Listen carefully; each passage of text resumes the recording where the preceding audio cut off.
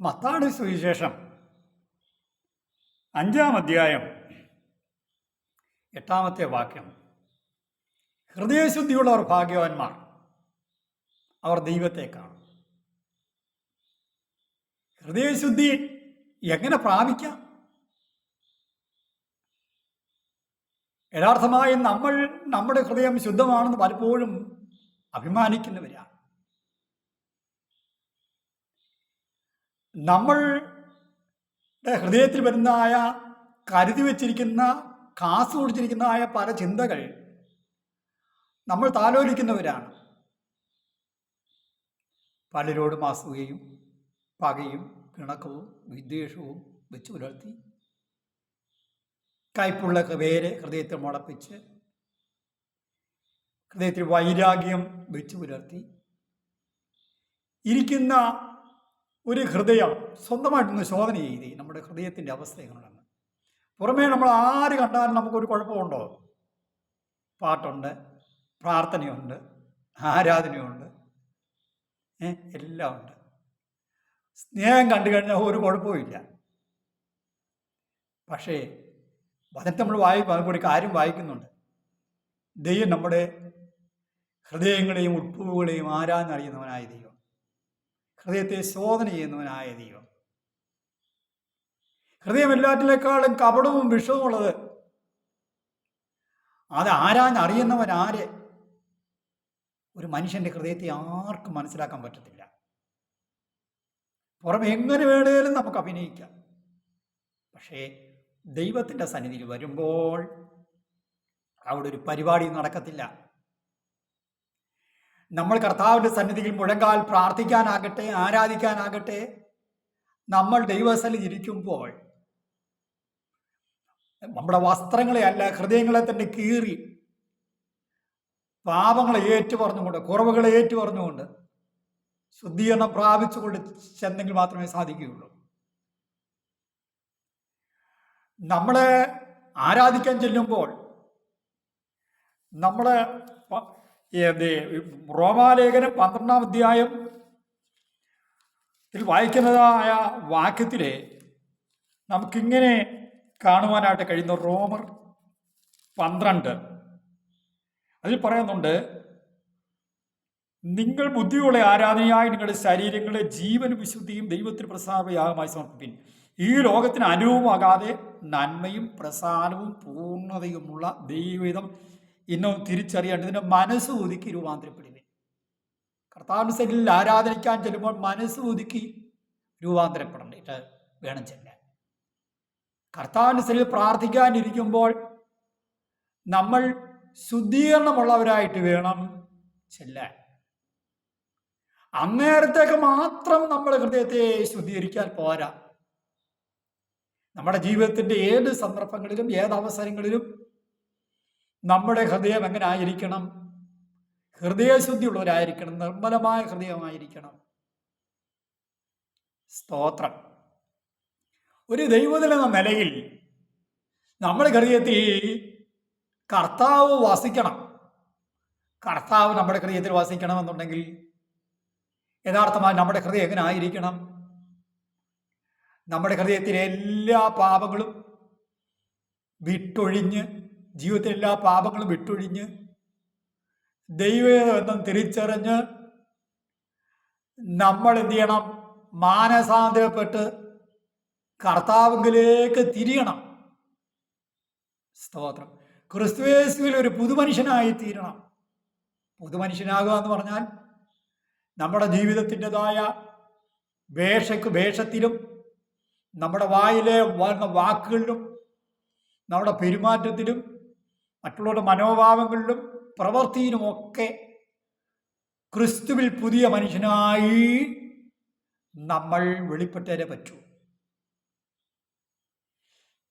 പുറമേ നമ്മൾ എങ്ങനെ കാണിക്കാം, പക്ഷേ നമ്മൾ കർത്താവിന്റെ അടുക്കലേക്ക് ചെല്ലുമ്പോൾ സംഗതിയുടെ സ്വഭാവം മാറും.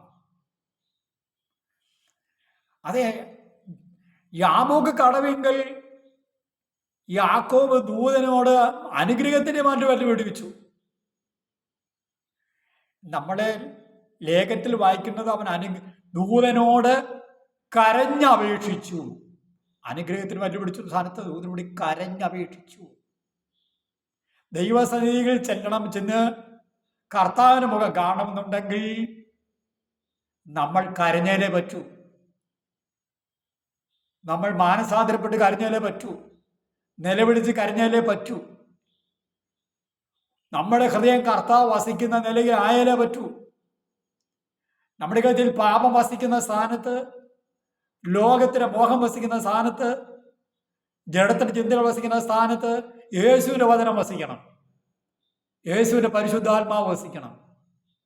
യേശു നമ്മുടെ ഹൃദയത്തിൽ വസിക്കണം. അങ്ങനെയുള്ളവർക്ക് മാത്രമേ ദൈവത്തെ കാണാനായിട്ട് പറ്റുള്ളൂ. Praise the Lord. നമ്മൾ സങ്കീർത്തനത്തിൽ 27-ാമത്തെ സങ്കീർത്തനത്തിൽ നമ്മൾ വായിക്കുമ്പോഴേ കാണുവാനായിട്ട് കഴിയുന്നത്, ഞാൻ യഹോവയോട് കാര്യം അപേക്ഷിച്ചു, അത് തന്നെ ഞാൻ ആഗ്രഹിക്കുന്നു, യഹോവയുടെ മനോഹരത്തിൽ കാണുവാനും അവൻ്റെ മന്ദിരത്തിൽ ധ്യാനിപ്പാനും എൻ്റെ ആയുഷ്കാലമൊക്കെയും ഞാൻ യഹോവയുടെ ആലയത്തിൽ പാർക്കാൻ തന്നെ.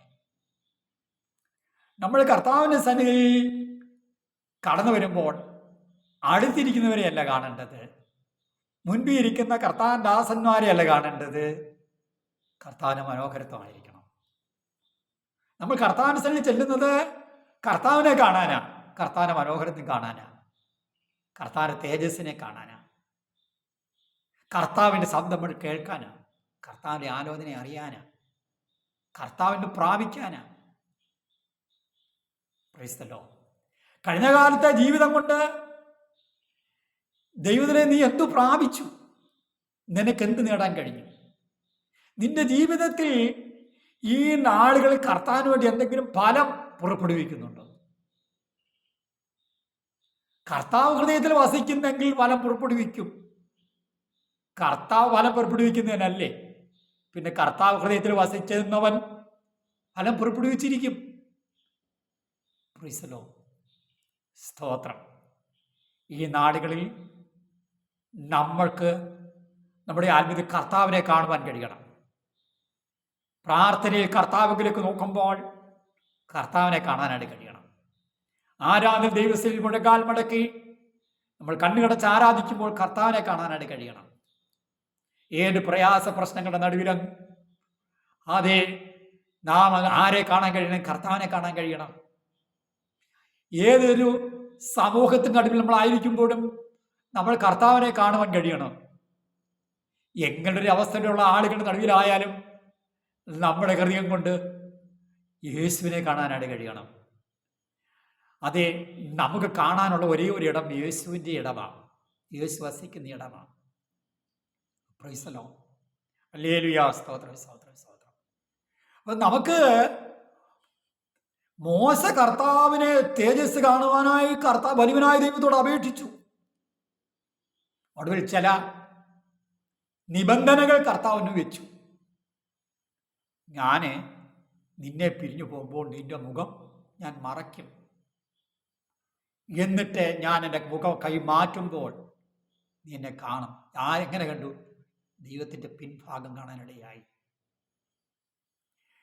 ഇതാ സീനായി പർവ്വതത്തിലേക്ക് വലിയവനായ ദൈവം ഇസ്രായേൽ ജനത്തിന് വേണ്ടി കൽപ്പന പുറപ്പെടുവിക്കാൻ മോശയെ വിളിച്ചപ്പോൾ ജനം 3 ദിവസത്തെ ശുദ്ധീകരണം തികഞ്ഞിട്ട്, താനും ശുദ്ധീകരണം തികഞ്ഞവനായിട്ട് ആ പർവ്വതത്തിൽ, സീനായി പർവ്വതത്തിൽ ചെന്നത്. 40 രാവും 40 പകലും അവിടെ ദൈവസന്നിധി ഇരുന്നു, ദൈവത്തിൻ്റെ കൽപ്പന പ്രാപിച്ചു. Praise the Lord.